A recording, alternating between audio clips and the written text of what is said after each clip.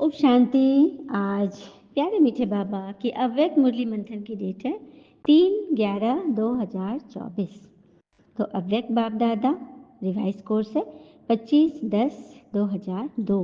तो भगवान की चली मुरली है जिसकी टाइटल है ब्राह्मण जीवन का आधार, प्योरिटी की रॉयल्टी। ब्राह्मण जीवन का आधार जो प्योरिटी और रॉयल्टी है, बाबा ने इस पर पूरी वाणी एकदम मस्त चलाई है। आप सभी डायरी पेन लेकर बैठे, जो भी पॉइंट आपको अच्छी लगे तो आप उसे ज़रूर राइट डाउन कीजिए, क्योंकि राइट डाउन करने से वो आपके पास आपकी संपत्ति के रूप में रहेगी। जो आप उसे यदा कदा देख भी लेना तो वो आपकी स्मृति में आएगी और फिर धारण भी होगा। याद ही नहीं होगा तो फिर धारणा कैसे होगी और हम भगवान के काम कैसे आएंगे। ठीक है, तो आज स्नेह के सागर अपने स्नेही बच्चों को देख रहे हैं। चारों ओर के स्नेही बच्चे रूहानी सूक्ष्म डोरी में बंधे हुए अपने स्वीट होम में पहुंच गए। भगवान जब देख रहे हैं ना बच्चों को, और बच्चे जब योग करते हैं तो परम धाम लोग कैसे पहुंचते हैं पता है? एक सूक्ष्म डोर होती है ईश्वर से बंधी हुई, जो हमें स्वीट होम में खींच लाती है। जैसे बच्चे स्नेह में खींचकर बाबा पास पहुंच गए, और से बाबा भी स्नेह की डोर में बंधा होकर नीचे उतर के आ जाते हैं हमारे पास। तो ये रूहानी अविनाशी स्नेह, परमात्म स्नेह, आत्मिक स्नेह सारे कल्प में तुम अभी ही अनुभव करते हो, चारों युगों में ये नहीं मिला। ठीक है, तो बाबा आके देख रहे हैं बच्चों को। तो बाप दादा हर एक बच्चे की पवित्रता की रॉयल्टी देख रहे हैं। ब्राह्मण जीवन की रॉयल्टी है ही प्योरिटी।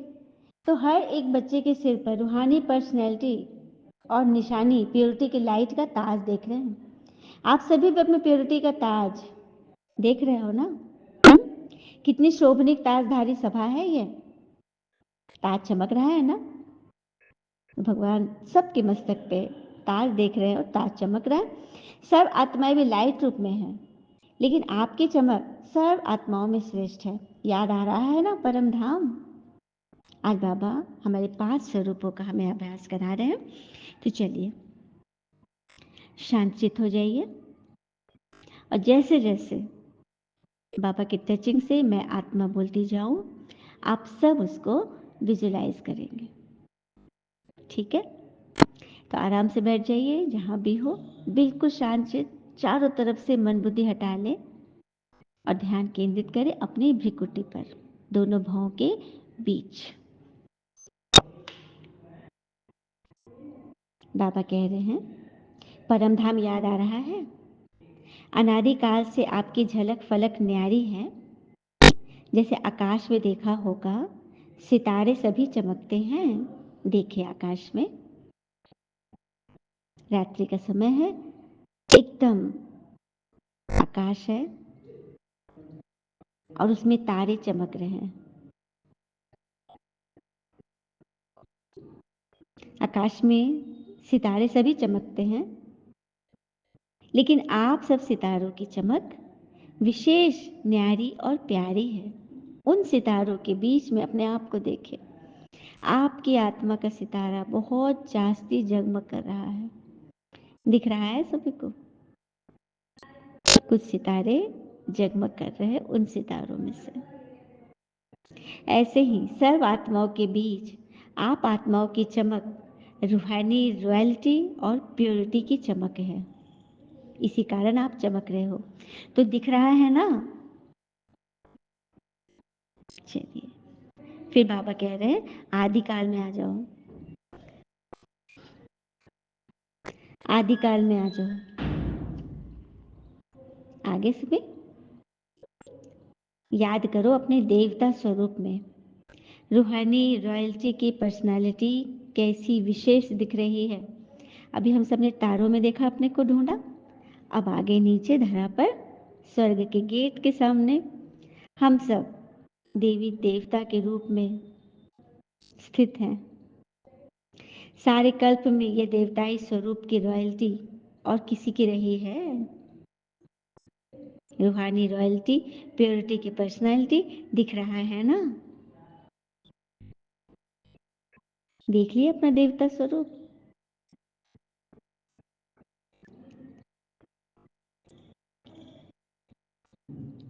अब मध्यकाल में आओ। द्वापर से हम नीचे आए अब बाबा हमें अपने पूज्य चरित्र दिखा रहे हैं मूर्ति के रूप में। देखिए मंदिरों में जो मूर्तियां होती हैं देवी देवताओं की, उनको नजर डालें। उन चित्रों की रॉयल्टी और पूजा की रॉयल्टी द्वापर में अभी तक किसी चित्र की है? जितना देवी देवताओं की पूजा होती है उतना किसी की होती है? इतनी विधि पूर्वक पूजा, चाहे धर्म पिताएं हो, चाहे नेताएं हो, चाहे अभिनेताएं हो, चित्र तो सभी के बने, मूर्तियां तो सबकी बनी, लेकिन जितनी विशेष आपकी पूजा होती है उतनी किसी का देखा? देखिए मंदिर में हम स्थित है जड़ चित्र के रूप में और भक्तजन की लंबी कतारें हैं। कोई स्नान करा रहा है, कोई चंदन लगा रहा है, कोई माला पहना रहा है, कोई मतलब घंटी बजा रहा है, कोई भोग लगा रहा है, कोई फूल चढ़ा रहा है, कोई मिन्नतें कर रहा है, कोई दृष्टि ले रहा है। इस सभी भक्त आत्माएं मेरे सम्मुख मूर्ति के सम्मुख भी हमसे शक्ति ले रहे हैं, ऊर्जा ले रहे हैं, फील कर रहे हैं।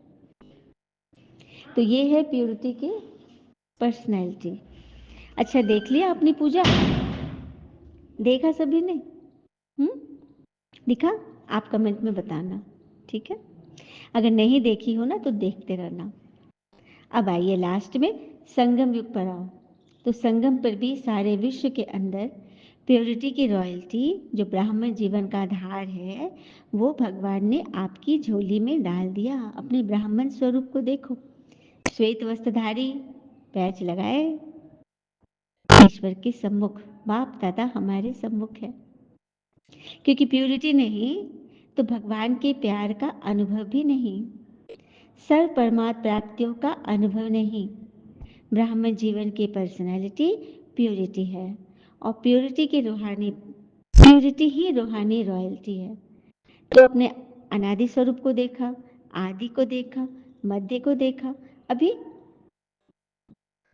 संगम पर भगवान के साथ अपने ब्राह्मण स्वरूप को देखा। तो अपने आप को देखा? दर्पण तो है ना सबके पास, देख सकते हो तो देखो हमारे अंदर प्योरिटी की रॉयल्टी कितने परसेंट में है। क्या हमारे चेहरे से प्योरिटी की रॉयल्टी दिखाई देती है? चलन में प्योरिटी की फलक नशा दिखाई देता है? चलन में वह फलक अर्थात रूहानी नशा दिखाई देता है? देखा अपने को? चेक कीजिए, क्या कुछ समय पहले हमने कुछ गड़बड़ किया है क्या? जो यूनिवर्स भी हमें फील कर रहा है, पता है? अच्छा हैप्पीनेस क्या चीज है? किस चीज से हमें खुशी मिलती है? जो हमारा शौक होता है, जो हम चाहते हैं वो मिल जाए तो खुशी मिलती है ना। अब जैसे सपोज किसी को ब्लैक कलर बहुत पसंद है, उनके हर ड्रेस में थोड़े थोड़े ब्लैक का पोर्शन होता है, तो कोई उनको गिफ्ट भी देगा बर्थडे से या कुछ भी है तो ब्लैक मिश्रित ही चीज देंगे जिससे उनको अच्छा लगेगा, होता है ना ऐसा? तो क्या ये यूनिवर्स नहीं फील कर रहा है, रिसीव कर रहा है कि आपको क्या पसंद है? ठीक है। अब जैसे कि कोई व्यक्ति बहुत सैड है, उदास है और चिंता में डूबा हुआ है, तरह तरह के प्रश्न आ रहे हैं, हलचल है, रो रहा है, तो यूनिवर्स भी तो वॉच कर रहे हैं उसको।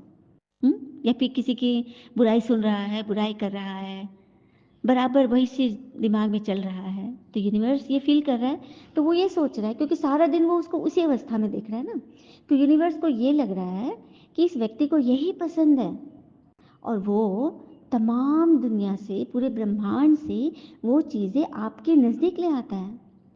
ये हम सब ने कहते सुना होगा कि क्या करे, विपत्ति खत्म ही नहीं हो रही, एक विपत्ति खत्म होता दूसरी आती, दूसरी खत्म तीसरी, सुना है ना?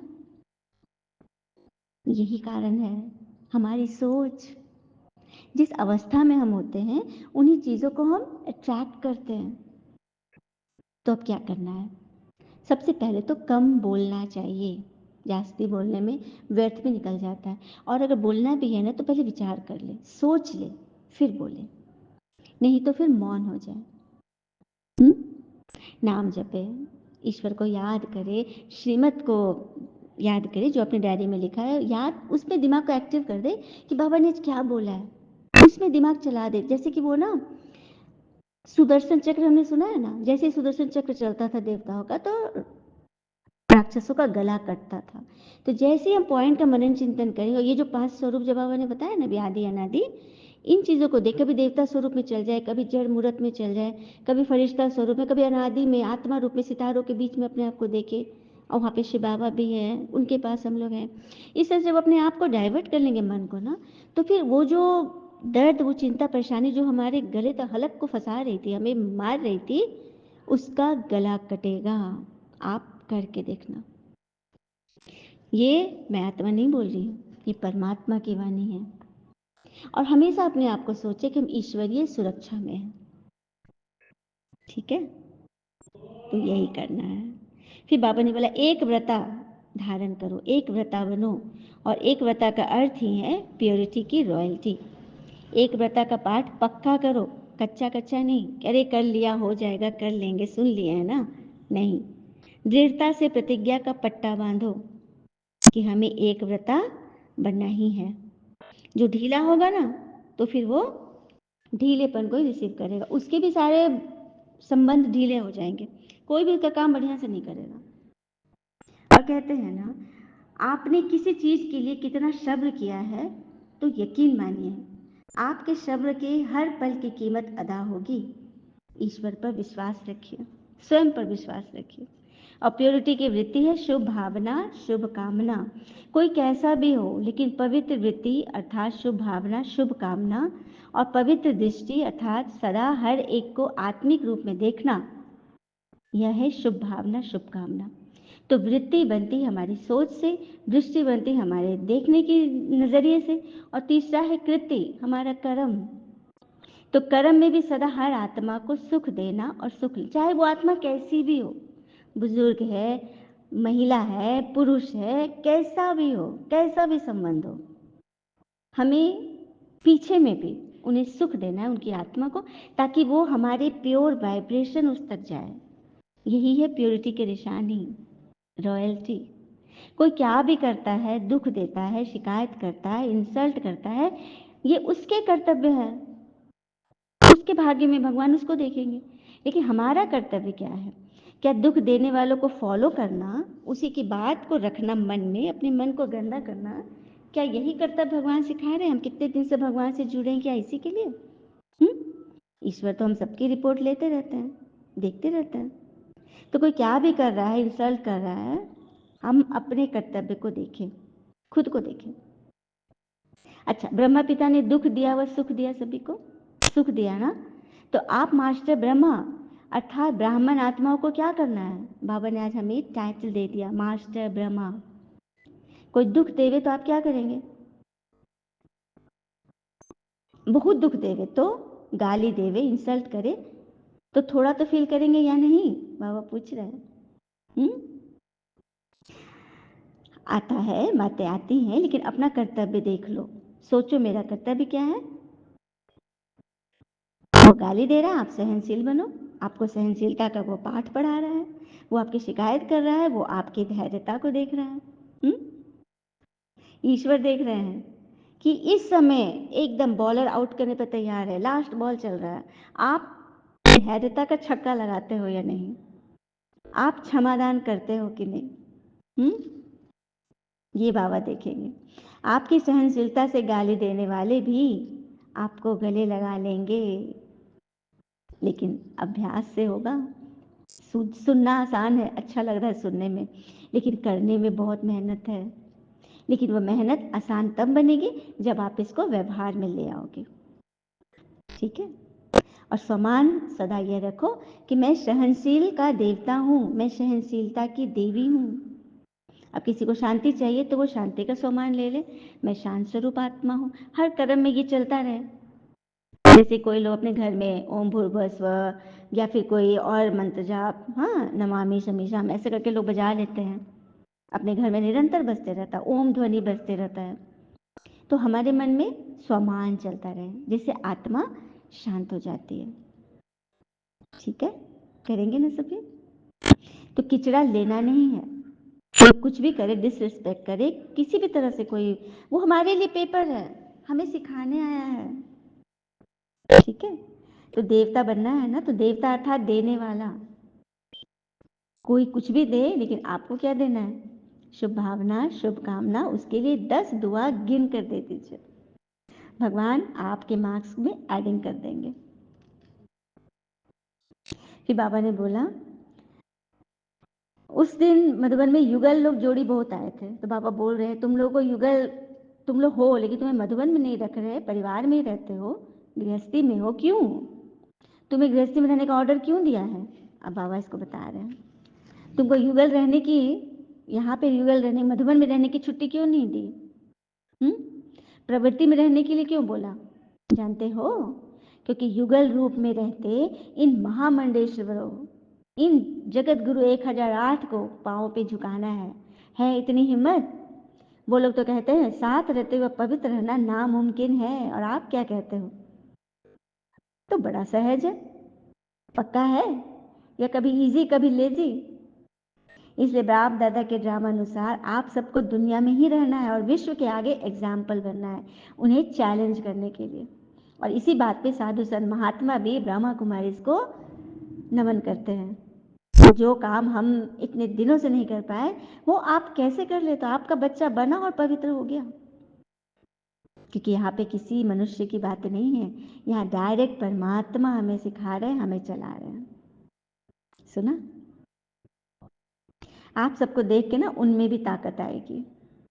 बाकी रही टीचर्स, तो टीचर्स के बिना तो गति नहीं। फिर बाबा ने टीचर्स को उठाया। हर एक टीचर के फीचर से फ्यूचर दिखाई दे, हर एक टीचर के फीचर में फरिश्ता स्वरूप दिखाई दे। ऐसे टीचर्स हो ना, बाबा पूछ रहे हैं। आप फरिश्तों को देखकर और भी फरिश्ते बन जाए। फरिश्ता अर्थात जिनका फालतू व्यर्थ बातों से इसका उसका किसका कोई मतलब नहीं। जो आपसे पूछे राय दो, नहीं तो कम बोलो, धीरे बोलो, मीठा बोलो, सोच कर बोलो, कभी भी गड़बड़ नहीं होगा। अटेंशन देना है, ठीक है?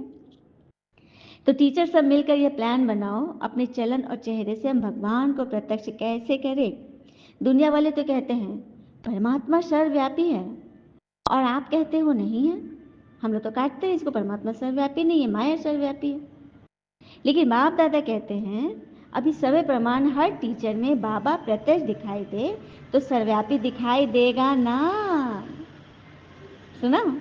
तो टीचर तो सभी जगह है, बाबा के बच्चे तो सभी जगह, और सभी जगह जब भगवान के बच्चे प्रत्यक्ष हो जाए, टीचर्स प्रत्यक्ष हो जाए, तो टीचर के चेहरे चलन में कौन दिखाई देगा? ईश्वर सर्वव्यापी, रावण नहीं। रावण तो अभी भी जल रहा है। कारण पता है? कुछ विनोद की बात बताती हूँ। कहा जा रहा था कि पत्नी की बात हर पति को माननी चाहिए। सीता की बात राम जी ने मानी, वो हिरण लाने गए थे, भले ही उनको लड़ाई करना पड़ा, युद्ध हुआ, लेकिन जीत तो उन्हीं की हुई। उसी तरह से दशरथ ने कैकेयी की बात मानी, भले बहुत केओस हुआ, कैकेयी का नाम कोई नहीं रखना चाहता, कैकेयी के बारे में बड़ा बुरा हुआ, दशरथ की जान भी चली गई, लेकिन माना तो था, उनका नाम तो अमर हो गया। बात किसने नहीं मानी थी पत्नी की? तो रावण ने नहीं मानी, मंदोदरी की। और यही कारण है कि वो कभी मरा ही नहीं। गति सदगति तो मोक्ष तो नहीं है मिली, लेकिन वो हर साल जल रहा है, आज भी जल रहा, पता नहीं कब तक जलेगा, क्योंकि उसने पत्नी की बात ही नहीं मानी। सुना? तो पत्नी अर्थात शक्ति। सही बात अगर है तो माने। तो ईश्वर सर्वव्यापी कैसे दिखाई देंगे? जब टीचर्स प्रत्यक्ष हो जाएंगे, हर जगह जहां भी रहे अपने चेहरे चलन से भगवान को प्रत्यक्ष करे। यही अटेंशन रखना है। बस अभी बाबा के अंदर मैं समाई हुई दिखाई दूं, मेरे द्वारा बाबा दिखाई दे, तो यही प्लान बनाना है।